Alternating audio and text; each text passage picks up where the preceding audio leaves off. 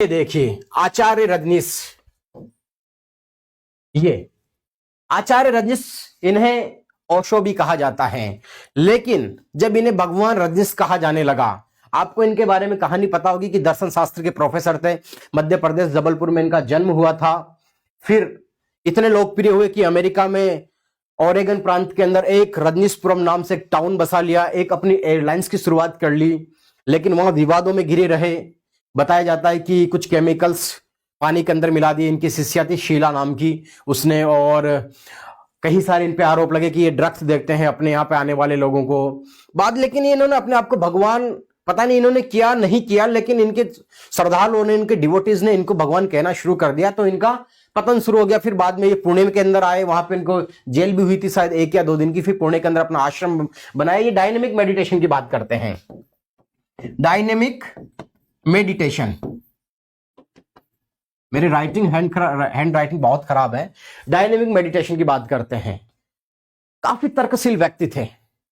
इन्होंने कई आडंबर पे प्रहार किया, लेकिन कुछ बातें इन्होंने इम्प्रैक्टिकल की, कि जैसे कि विवाह नाम की संस्था नहीं होनी चाहिए। दूसरी, कंट्रीज में कोई बॉर्डर नहीं होनी चाहिए। तीसरी, इन्होंने एक चीज कही कि जो व्यक्ति मेडिटेशन नहीं करता उन्हें ड्रग्स देना चाहिए। तो कुछ इम्प्रैक्टिकल बातें की, कई सारी बातें कही इन्होंने कि मैं ही सही हूं। जेडी कृष्णमूर्ति की इन्होंने काफी खंडन किया। जेडी कृष्णमूर्ति जो एनी बेसेंट के दत्तक पुत्र थे, जिनकी किताब है, कभी मौका मिले तो जरूर पढ़ेगा, प्रथम और अंतिम मुक्ति। बहुत अच्छी किताबें, बहुत अच्छे दार्शनिक थे, लेकिन कुछ बातें इन्होंने अतिशयोक्ति की। लेकिन कबीर के बारे में बहुत अच्छा वर्णन किया इन्होंने, और अष्टवक्र गीता के ऊपर काफी अच्छा एक्सप्लेनेशन दिया। बहुत अच्छे दार्शनिक थे, लेकिन इनका पतन क्योंकि इन्होंने कुछ सेक्स टू सुपर कॉन्शियस, संभोग से समाधि जैसी बातें की, जो कहीं ना कहीं सही भी थी, कि आज के साधु बाहर से राम राम करते हैं, लेकिन अंदर उनके काम काम काम चलता रहता है। तो आचार्य रजनीश बहुत बड़े दार्शनिक हुए। हिंदुस्तान के धर्म के एक अलग से कल्ट चला दिया इन्होंने, लेकिन फिर बाद में विवादास्पद रहे, कंट्रोवर्शियल रहे, कई सारे इन पे आरोप लगे। इनकी शिष्या शीला के ऊपर काफी आरोप लगे, मर्डर तक के आरोप लगे। यह है संत श्री आसाराम जी बापू। गुजरात से आते हैं। नाग रहता था इनके हाथ में, काला सांप रहता था, और काफी अच्छे प्रवचन देते थे, और कहते थे कि मैंने 14 फरवरी को जो बच्चे वैलेंटाइन डे मनाते हैं, उस दिन मातृ पिता का दिवस मनाइए। अच्छा काम ये किया था इन्होंने। लेकिन बाद में पता लगा कि इनके पे कई मर्डर के आरोप हैं, और एक जोधपुर के अंदर इन्होंने एक नाबालिग बच्ची के साथ बलात्कार किया। बाबा थे, लोग इनको भगवान मानने लग गए थे, घरों में इनकी पूजा होने लग गई थी। लेकिन जब से इन्होंने अपने आप को भक्तों ने इनको भगवान मानना शुरू किया, इनका पतन शुरू हो गया। तो मैं सभी श्रद्धालुओं से, सभी दर्शकों से एक ही बात कहना चाहता हूं कि आप आस्था रखिए, लेकिन अंधविश्वास मत रखिएगा, क्योंकि कोई भी व्यक्ति कितना भी बड़ा हो, वह गलत काम कर सकता है। जब व्यक्ति को यश की प्राप्ति होती है, सम्मान की प्राप्ति होती है, धन की प्राप्ति होती है, तो काम, क्रोध, लोभ, मदमोह, उसको अहंकार, जब इनके पास फॉलोवर की संख्या बढ़ती है तो अहंकार आ जाता है, काम वासना जागृत हो जाती है इनके अंदर, धन से मोह हो जाता है इनको, तब इनका पतन शुरू हो जाता है। इनको लगता है कि मैं जो भी करूंगा मेरा कोई कुछ नहीं करने वाला। अहंकार इसलिए आ जाता है कि इनके पास जैसे कि 1 करोड़ फॉलोवर हैं, तो ये हो गया इनका वोट बैंक। राजनेता आते हैं, इनके पैर छूते हैं, इनके चरण पादुकाएं उठाते हैं, इनके रज की धूल माथे पर लगाते हैं, तो ये सोचते हैं कि कोई मेरा कुछ नहीं करने वाला। काम वासना दबाते रहते हैं। किसी बच्ची को, शिष्या को बुला लिया उसके पास कि मैं तुझे गुरु मंत्र दे रहा हूं, मैं तुझे ये दे रहा हूं, उस नाम पर कि अनाथ आश्रम खोलते हैं, बच्चियों की पढ़ाई के लिए स्कूल खोलते हैं। लेकिन इस तरह के गलत काम इन्होंने किए, इन पे आरोप लगे, और आरोप साबित भी हुए, तो अपराधी है, जेल के अंदर बंद है। इनके बेटे हैं सत्य साईनाथ, उस पर भी ऐसे ही आरोप लगे, वो भी जेल में बंद है। मोह से ग्रसित हो जाते हैं ये लोग, अपने नाम के पीछे कि मेरा नाम छिन गया तो क्या हो जाएगा, ये हो जाएगा। लोभ आ जाता है पैसे कमाने का, बड़े बड़े आश्रम बना लेते हैं, जमीनें कब्जा कर लेते हैं। तो जो भगवान अपने आप को साबित करने की कोशिश करते हैं, तो अपना पतन इसी तरह ये लोग देखते हैं। ये है संत श्री रामपाल जी, और ये है राम रहीम जी। दोनों हरियाणा से आते हैं, ये पंजाब हरियाणा और ये हरियाणा बॉर्डर से आते हैं। ये कहते हैं कि कबीर दास कबीर पंथी हैं, साहेब कबीर दास का मैं सबसे बड़ा प्रशंसक हूं। कबीर जैसा संत शायद न तो हुआ है न होगा। कबीर का मैं सबसे बड़ा प्रशंसक हूं। और जो कबीर की शिक्षाएं हैं उनको ये प्रचारित करते हैं, लेकिन अपने हिसाब से उसको तोड़ मरोड़ कर पेश करते हैं और अपने आप को भी कहीं ना कहीं ये भगवान कबीर का अवतार कहने की कोशिश करते हैं और ये कबीर को कहते हैं कि कबीर ही भगवान है।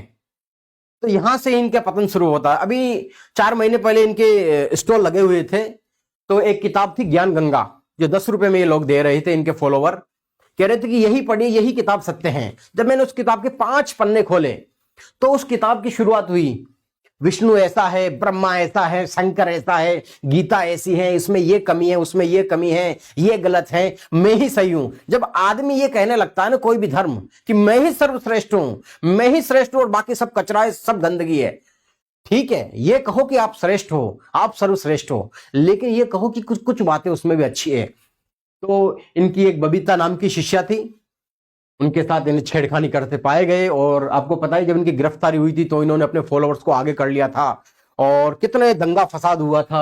ये थे रामपाल जी, एक जूनियर इंजीनियर थे, हरियाणा के अंदर पीडब्ल्यूडी के अंदर थे या रेलवे के अंदर थे और बाबा बन गए बाद के अंदर। इस तरह चमत्कार करते थे कि हाइड्रोलिक लिफ्ट से अगरबत्ती का धुआं करते थे, फिर आते थे और फिर चले जाते थे, ऊपर से नीचे, नीचे से ऊपर।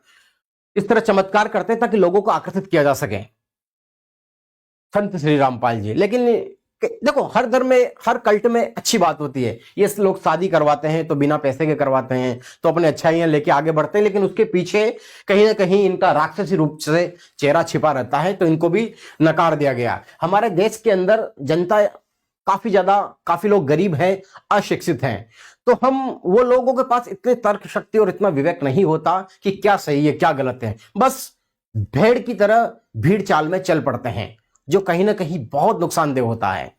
अगर ये अपने फॉलोवर से कह दे कि आप जहर पी लीजिए, आप जहर खा लीजिए, तो इनके जैसे कि 1 करोड़ फॉलोवर हैं तो कम से कम 1-2 लाख लोग ऐसा कर लेंगे, क्योंकि वो अंधविश्वास रख रहे हैं।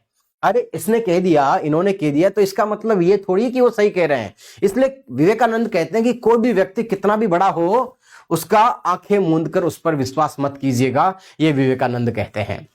इसलिए थोड़ा सजग रहिएगा, सावधान रहिए और पूर्व में जो बाबा हुए हैं उनसे कहीं ना कहीं आपको सबक लेने की जरूरत है। ये है राम रहीम जी, इनका गाना आपने सुना होगा, you wanna my love charger. ये सफाई अभियान चलाते थे, जब मैं बीकानेर पढ़ता था मैंने देखा सफाई अभियान चलाते थे। जप नाम, आपने आश्रम वेब सीरीज देखी होगी बॉबी देओल की, और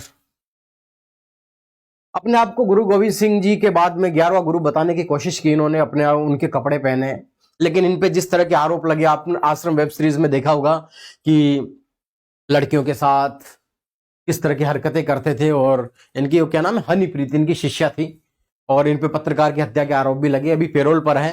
क्योंकि दरअसल इन लोगों के पीछे एक वोट बैंक होता है, तो इनके पास इतनी ताकत होती है कि राजनीति इनके कदमों में झुकी रहती है। आरोप है, अपराधी साबित हो गए, लेकिन पेरोल पे बार बार बाहर आ जाते हैं चुनाव से पहले। क्यों? क्योंकि इनके पास वोट बैंक है। और मैं ये चीज कहना चाह रहा हूं कि ये लोग अपराधी साबित हो गए, लेकिन फिर भी जो लोग इनको मानते हैं, इन पे अंधविश्वास रखते हैं, वो किसी की नहीं मानेंगे। पता है वो क्या कहेंगे कि इनको सरकार ने फंसाया, इन पे झूठे आरोप हैं।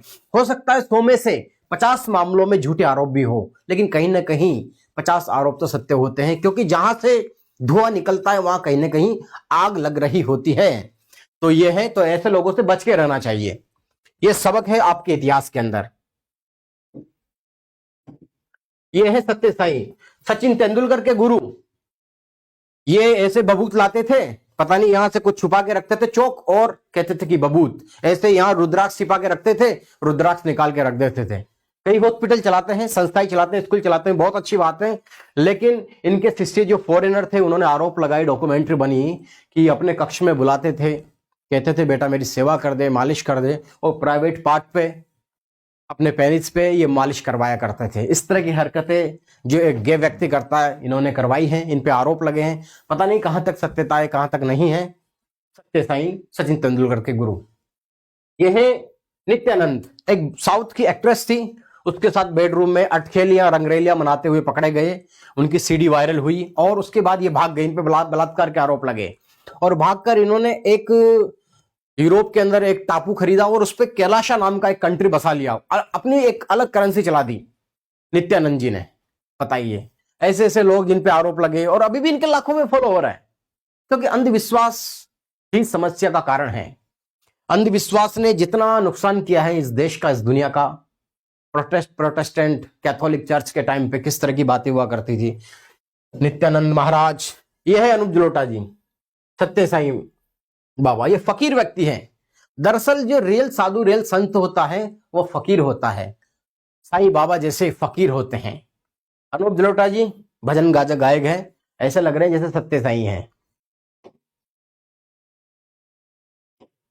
ये है दाती महाराज, शनि अमावस्या, काफी दिल्ली में इनके होर्डिंग्स लगे हुए हैं, इन पे भी आरोप लगे हैं दाती महाराज पर भी।